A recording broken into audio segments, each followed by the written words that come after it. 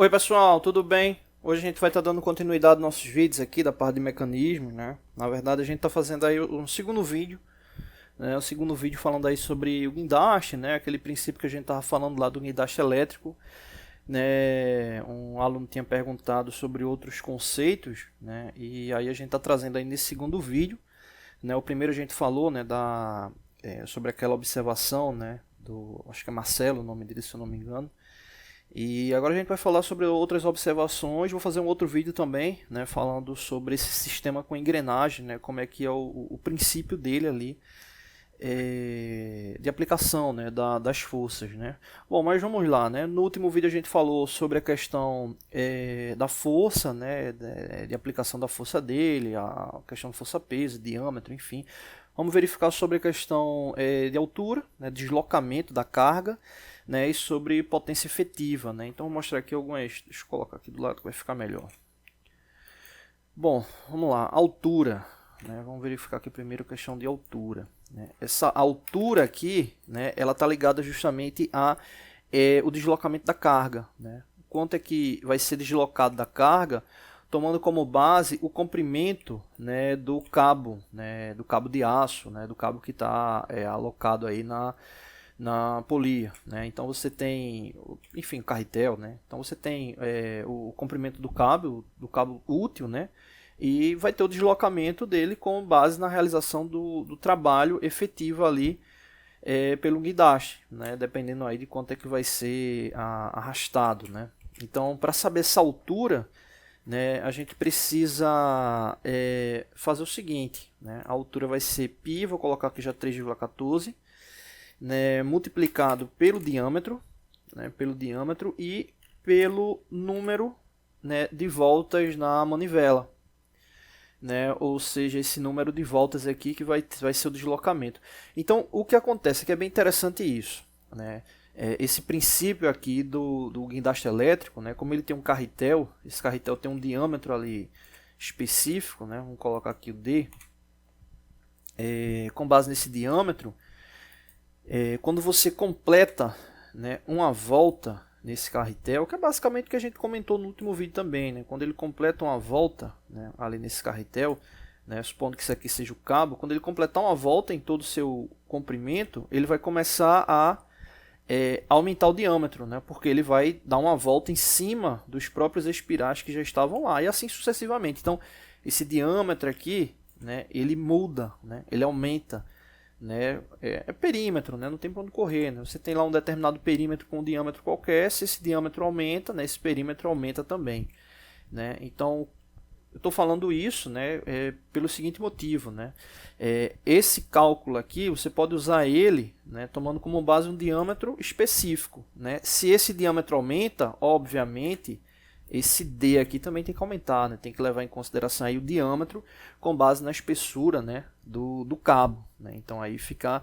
essa observação. Então, se você quer saber o quanto foi deslocado, né, o quanto está sendo deslocado ali do cabo, é só multiplicar 3,14 vezes o diâmetro vezes o número de volta, né? Já que cada vez que ele der uma volta, ele vai estar completando, né, um espiral, né, uma espira, né? E assim sucessivamente. Mas se ele completar uma volta completa no carretel, esse diâmetro aumenta porque o cabo ele vai começar a dar volta em cima do próprio diâmetro, né? Então deixa eu mostrar aqui, né? Então basicamente aqui dá para perceber, né, que você tem um diâmetro qualquer, né, e quando ele completa essa volta, esse diâmetro ele aumenta, né? Então acaba consumindo mais ali do cabo, tá bom?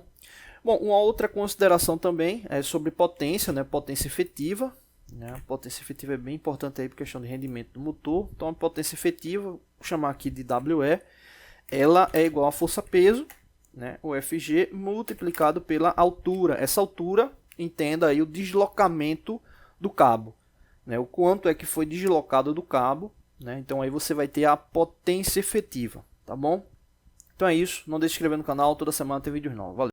Oi pessoal, tudo bem? Hoje a gente vai estar dando continuidade aos nossos vídeos aqui da parte de mecanismo, né? Hoje a gente vai estar falando aí sobre monta-carga, né? Ou monta-carga com engrenagem, né? Que funciona aí com o mesmo princípio aí de um guindaste, né? E aí no caso, até para quem viu os últimos dois vídeos, né, que a gente falou ali sobre o guindaste elétrico, né, fez ali o comparativo de guindaste elétrico, né, nesse caso aqui, a gente está falando de um elemento que ele trabalha com engrenagens, né, então aqui a gente tem o uso de engrenagem, então você acaba tendo uma ação, né, de deslocamento, né, no que diz respeito aqui à carga, né, você tem uma ação de força aplicada ali na carga, né, maior, né, sem necessariamente ter uma aplicação de força inicial, né, que seria a alavanca, teoricamente menor. Né? Então você tem esse ingrediente novo aí no processo que é a relação de redução, né, entre as engrenagens. Né?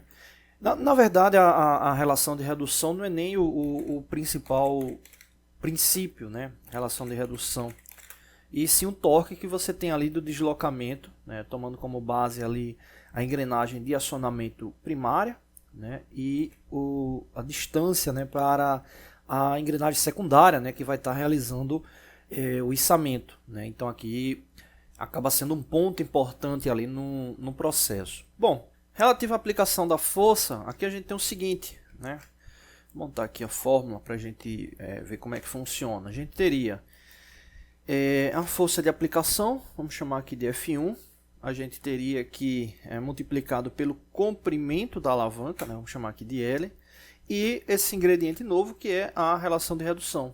Né? Então isso aqui ligado a esse acionamento. Então a gente teria a força 1, né, de acionamento, a gente teria o comprimento, né, da alavanca.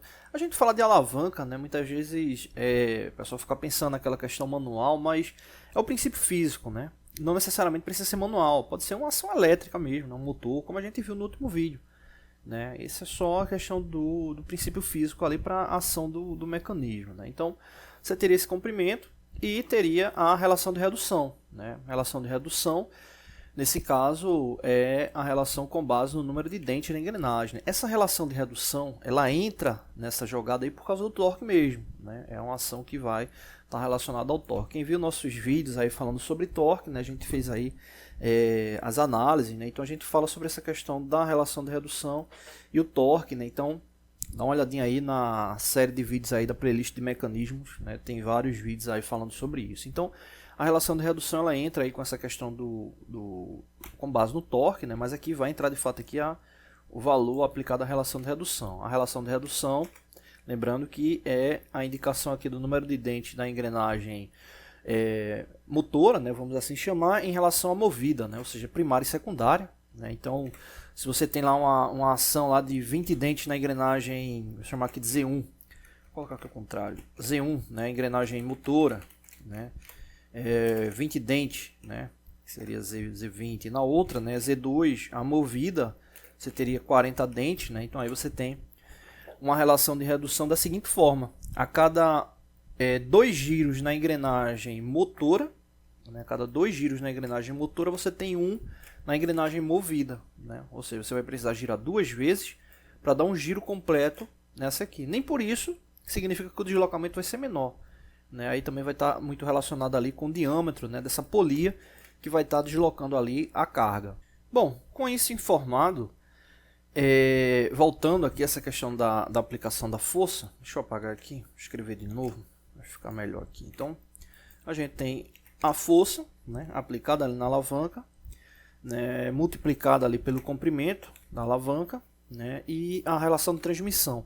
Essa ação ela é igual ao seguinte, né, a força peso multiplicado pelo diâmetro, vou falar sobre o diâmetro já já, dividido por 2. Né? A gente coloca diâmetro, mas aqui entraria a relação do raio. Né? Então, deixa aqui dividido por 2, mas é a relação do raio. Então, aqui o que acontece? Esse diâmetro aqui, né, ele é o diâmetro relativo à ação de acionamento final, ou seja, é o diâmetro da polia. Né? Seria esse diâmetro aqui da polia. Por que polia? Se a gente está falando aqui de içamento de carga, né, normalmente é polia, né, então seria aqui o diâmetro útil, né, o diâmetro útil da polia. Né. Na verdade não seria nem esse externo, né, seria esse interno aqui, seria o diâmetro útil. Né. Então aqui você tem essa relação de igualdade. Né. Então aqui você tendo alguns fatores, você acaba calculando o outro. Né. Então, é uma equação, né? Então aí dá para você chegar aí a descobrir esses valores, né? Depois a gente monta um vídeo aí com cálculo específico, né? Mas aí é uma ação importante, né? Então, como a gente falou, o ingrediente novo, né? O componente novo que entra aí é a relação de redução, né? Para esse cálculo. Bom, outras ações, né? A relação de redução, né? Até para ficar aqui descrita, a relação de redução, né? É justamente Z2 dividido por Z1. Z2, entenda, né, nesse caso, a engrenagem movida, né, que tem maior número de dentes. Z1, a engrenagem motora, né, que tem menor número de dentes. Né, então, aí seria justamente a relação de divisão de um pelo outro. Né, então, seria o valor aplicado aqui à fórmula. Né. Outro detalhe também, potência efetiva, né, a mesma relação que a gente viu no último vídeo. A potência efetiva ela vai estar ligada à força-peso, né, multiplicada ali pela altura. A altura que está ligada aqui a esse deslocamento. Né. A fórmula da altura a gente falou no último vídeo, mas vamos repetir aqui. Né. A altura, na verdade, é o quanto é que está sendo deslocado, né, do cabo ali de aço. A altura seria igual a π, coloca aqui 3,14, multiplicado pelo diâmetro, né, efetivo, né, vou colocar aqui D minúsculo, e multiplicado pelo número de voltas. Né? Então aqui a gente tem relação de redução, aqui a gente tem potência efetiva e aqui embaixo a gente tem o deslocamento, né? A altura ali referente ao cabo para a aplicação aqui do sistema de transmissão, né? Desse monta-carga. Tá bom? É isso. Não deixe de se inscrever no canal, toda semana tem vídeo. Oi pessoal, tudo bem? Hoje a gente vai estar dando continuidade nos nossos vídeos da parte de mecanismos, né? Nesse caso falando especificamente sobre elementos de máquinas, né? E a gente vai estar falando aqui sobre o parafuso sem cabeça, né? Nesse caso parafuso sem cabeça com espiga, né? Antes de falar especificamente, né, sobre as características desse parafuso, né? A gente vai estar falando aqui sobre o M6 por 20, né? Só reforçar aqui a questão da espiga, né? A espiga é justamente essa parte aqui do parafuso sem cabeça. Né, é muito utilizado quando você necessita de um contato, né, ali com uma certa pressão, né, exemplo, um elemento de transmissão ali para um motor, né, para estar travando ali um eixo, né, em pequenos mecanismos, né, é bem utilizado esse parafuso, né, com o uso da espiga, né, tanto fenda, né, como esse caso é fenda, né, como também com sextavado interno, né. Bom, vamos aqui verificar as características, né? Aqui a gente tem as indicações de características de construção, né? Aqui o diâmetro, né? O diâmetro externo dele, aqui o rasgo da fenda, né? Que seria referente a essa espessura, aqui a profundidade, né? Do rasgo da fenda, o comprimento total, o comprimento da espiga e o diâmetro da espiga, né? A gente está falando aqui sobre o parafuso M6 por 20, né? Então, deixa eu tirar aqui para não ficar em cima. Então, aqui a gente está falando sobre o M6 por 20. Aqui trazendo referência à rosca métrica, né? O diâmetro nominal de 6. E aqui fazendo referência sobre o comprimento dele, né? De 20 milímetros. E aqui um detalhe importante que é a classe de resistência para esse parafuso. Lembrando que a gente está falando sobre um parafuso, né? Escolhido aleatoriamente, a gente está falando sobre as características dele.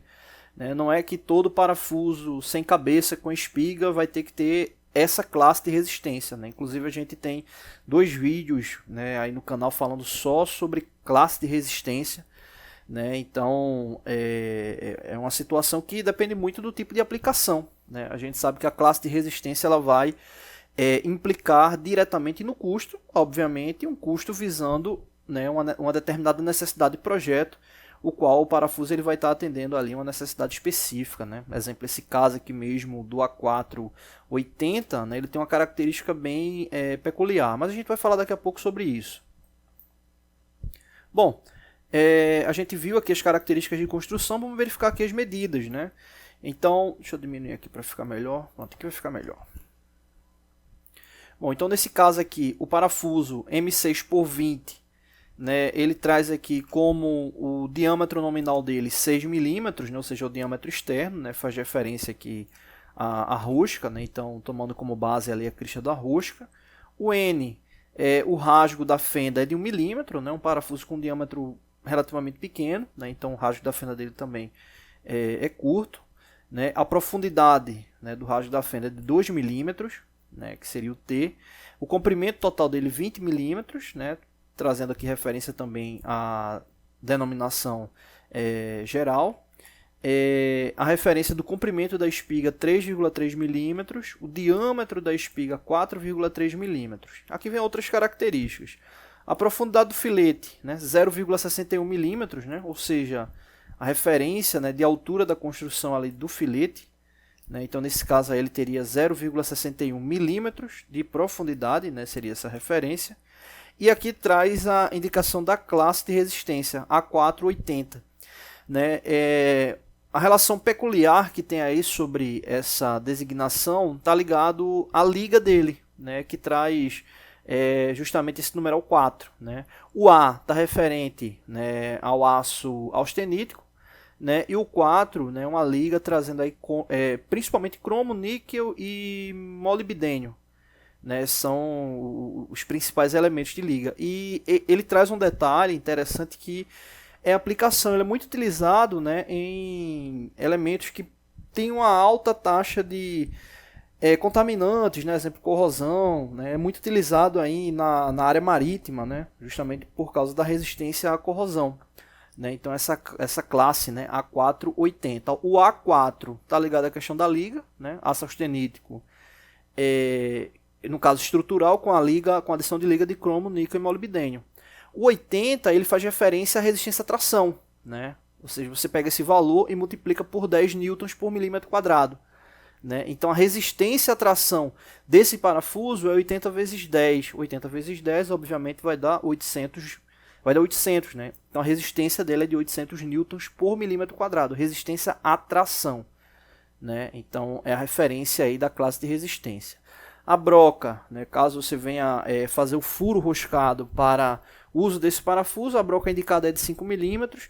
Lembrando que se você for pegar pela norma, né, normalmente dá um pouco de diferença. Né? Exemplo, você pode encontrar aí 4,89, 4,9, enfim, né, referente ao cálculo padrão, né, estipulado pela norma. Só que o que acontece, às vezes o valor, você não vai ter broca padronizada, né, para aquele valor. Né? Então aí a indicação é a broca de 5 milímetros, né, a broca padronizada mais próxima ali ao valor de execução ali para o furo. E o passo, né, que é a distância aí da crista do filete, 1 milímetro, né, passo padrão aí. Lembrando que essa rosca ela não é uma rosca fina, né? Se fosse uma rosca fina ela vinha indicação, né, parafuso sem cabeça, com espiga, M6x20 e rosca fina, que não é o caso. Né? Então aí ele traz aí a referência do passo normal. Tá bom? É isso. Não deixe de se inscrever no canal. Toda semana tem vídeos novos. Valeu!